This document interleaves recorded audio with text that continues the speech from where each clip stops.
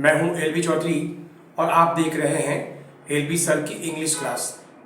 Friends, आज के इस वीडियो में हम आपके सामने और आपसे चर्चा करने वाले हैं प्रीपोजिशंस के बारे में। दोस्तों, प्रीपोजिशंस हमारे ग्रामर का अर्थात इंग्लिश का एक बहुत ही इम्पॉर्टेंट एलिमेंट है, इम्पॉर्टेंट पार्ट है। इसके बिना कोई भी सेंटेंस हम सही नहीं लिख पाएंगे।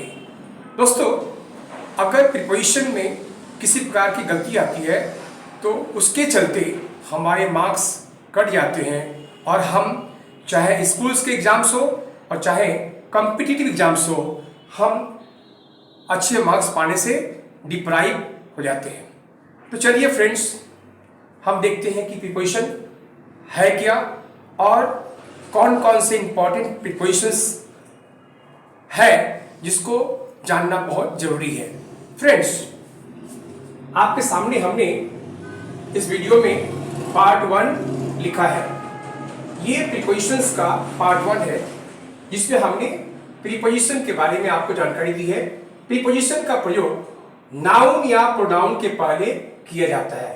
हाँ फ्रेंड्स, आप में से सभी ने कभी न कभी प्रीपोजिशन का प्रयोग अवश्य किया होगा और मैंने देखा है कि प्रीपोजिशंस के प्रयोग में हमें बहुत सारी कंफ्यूजन का सामना करना पड़ता है। दोस्तों, कंफ्यूजन इसके मीनिंग को लेकर होता है। किस प्रीपोजिशन का क्या मीनिंग होता है हम जानते नहीं है और जिसके चलते हम अक्सर या यूं कहे कि बार बार गलतियां कर बैठते हैं। तो चलिए दोस्तों, आज के इस वीडियो को देखने के बाद आपकी सारी कंफ्यूजन दूर हो जाएगी और आप सही प्रीपोजिशन का प्रयोग करना बिल्कुल सीख जाएंगे, ऐसा मेरा वादा है। दोस्तों, एग्जाम्पल्स देखिए, मैंने लिखा है सेंटेंस में I am going to market. अब दोस्तों, यहां पर हमने टू को मार्क किया है और यही आपका इस सेंटेंस का प्रीपोजिशन है। I am going to market. अब यहां पर मान लीजिए हमने अगर लिखा होता I am going in market, तो ये पूरा का पूरा सेंटेंस गलत होता। ठीक वैसे ही दोस्तों, हमारे बाकी के सेंटेंस में ही यही कंफ्यूजन होता है। हम इन रखे, एट रखे, ऑन रखे, अपॉन रखे और इसी कंफ्यूजन को दूर करने के लिए हमने आज का यह वीडियो बनाया है। दोस्तों, some important prepositions in English grammar हमने आपके सामने रखे हैं। कुछ ऐसे प्रीपोजिशन जो बहुत ही इंपॉर्टेंट है और जो बार बार हमारे आंखों के सामने आते रहते हैं। हर प्रकार के एग्जाम्स में हमें कंफ्यूज करते हैं दोस्तों, बहुत ही परेशान करते हैं। तो चलिए दोस्तों, ये आपके सामने कुछ इंपॉर्टेंट जो है प्रीपोजिशंस दिखाई दे रहे हैं। After, before, beside, during, into, of, of, through, towards, within, about, etcetera etcetera, ढेर सारे हैं दोस्तों। तो अब इन प्रीपोजिशंस का हम प्रयोग कब और कैसे करेंगे, और सबसे बड़ी बात है, आज पहली बार आपको बताऊंगा कि इनके सटीक मीनिंग क्या होते हैं और इनका सेंटेंस में पोजीशन क्या होता है। दोस्तों, how to use correct preposition in sentence. और शुरुआत करते हैं हम इन और एट से।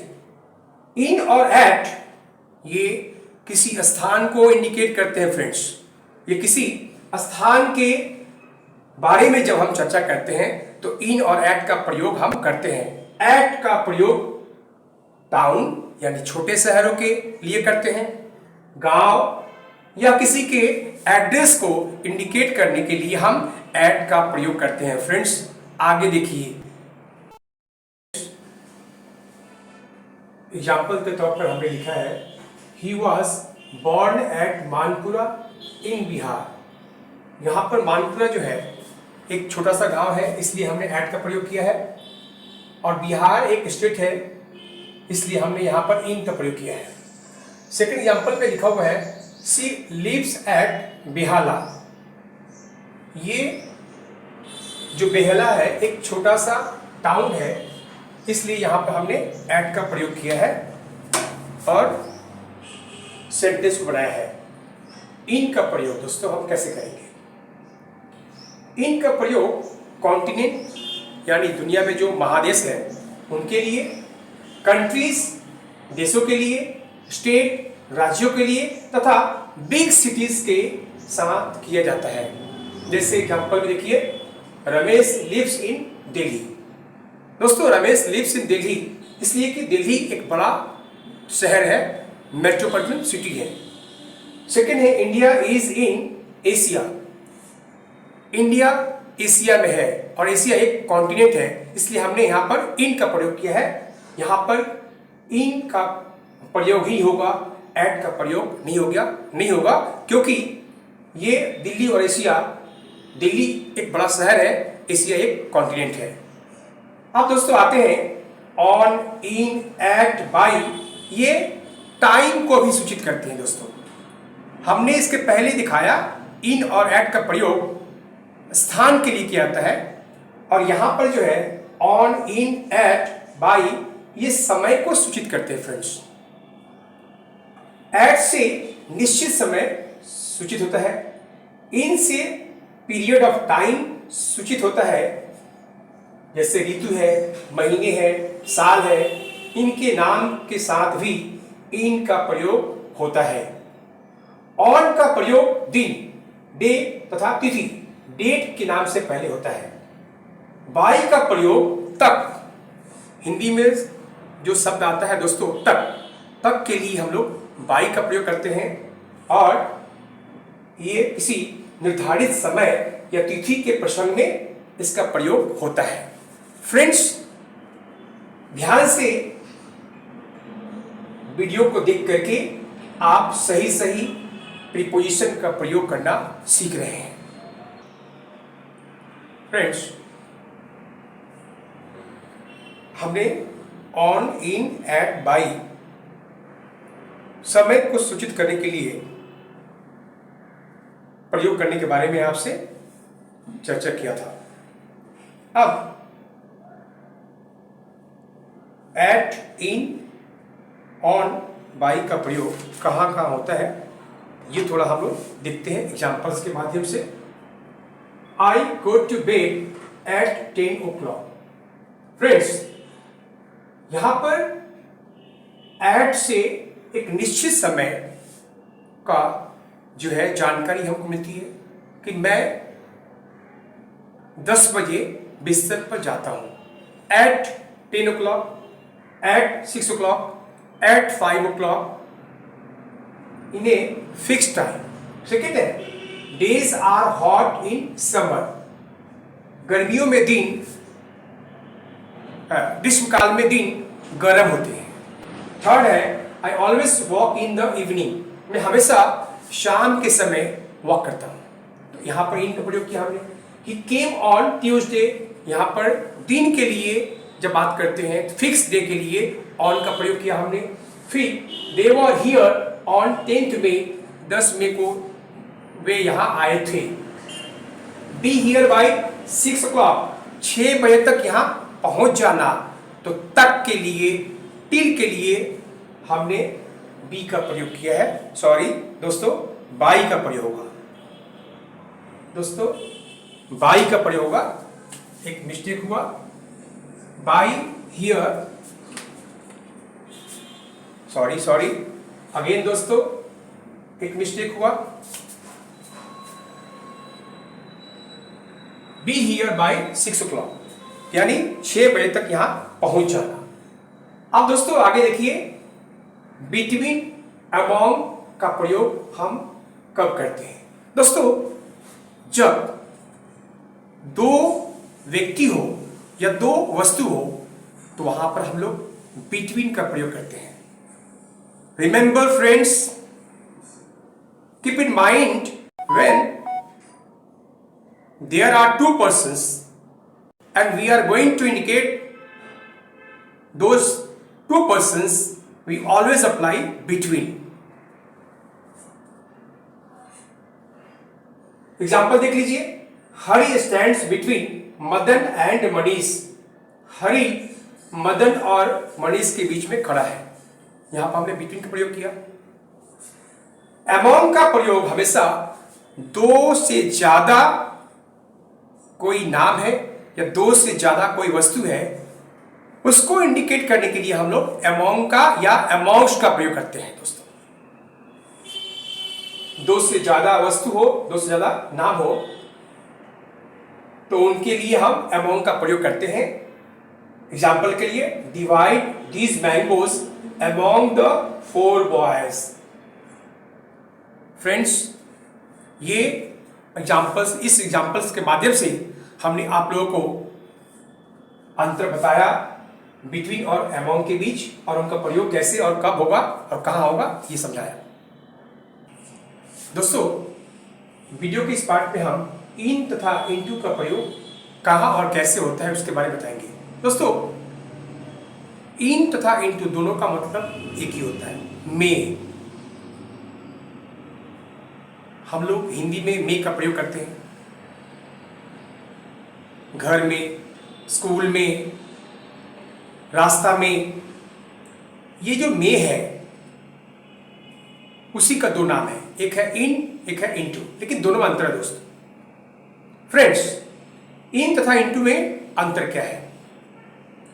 जब कोई स्थिर वस्तु के बारे में हम बात करते हैं तो इन का प्रयोग करते हैं, और जब कोई गतिशील वस्तु के बारे में बात करते हैं तो इनटू का प्रयोग करते हैं। दोस्तों, दोनों में अंतर यही है, जब कोई वस्तु स्थिर है तो वहां इन का प्रयोग करते हैं, और जब कोई वस्तु गतिशील है यानी उसमें मोशन है तो वहां पर इनटू का प्रयोग करते हैं। Friends, always remember in mind. अब देखिए दोस्तों, इन का अर्थ होता है अंदर या भीतर। इससे गति का बोध नहीं होता है। एग्जाम्पल देखिए, mister Prasad is in the house. Mister Prasad जो है घर में है, यानी वो स्थिर है। इनटू से अंदर जाने की गति का बोध होता है। जब हम कहीं जाते हैं या कोई वस्तु जाती है तो जब उसमें कोई गति होती है, मूवमेंट होती है, मोशन होती है, तो वहां हम इनटू का प्रयोग करते हैं। एग्जाम्पल देखिए, a boy jumped into the river. अब बॉय रिवर में जंप किया तो जंप तो जाहिर सी बात है गति के साथ होगा, मोशन होगा, तो वहां पर हमने इनटू का प्रयोग किया। अब फ्रॉम और सिंस का प्रयोग जो है दोस्तों कहाँ होता है और कब होता है? दोस्तों, हिंदी में फ्रॉम का मतलब यानी फ्रॉम का अर्थ से होता है, और ये फ्रॉम यानी से हिंदी में तो हम लोग जानते हैं कहाँ प्रयोग होता है, लेकिन इंग्लिश में फ्रॉम कहाँ होता है? देखिए, फ्रॉम का प्रयोग समय, टाइम तथा स्थान, प्लेस को बताने के लिए होता है। एग्जाम्पल देख लीजिए, he waited from 6 till 6:30 PM। 6 बजे से 6:30 बजे तक उसने इंतजार किया से के लिए। They went from Delhi to Mumbai. यहां पर स्थान के परिवर्तन को सूचित करने के लिए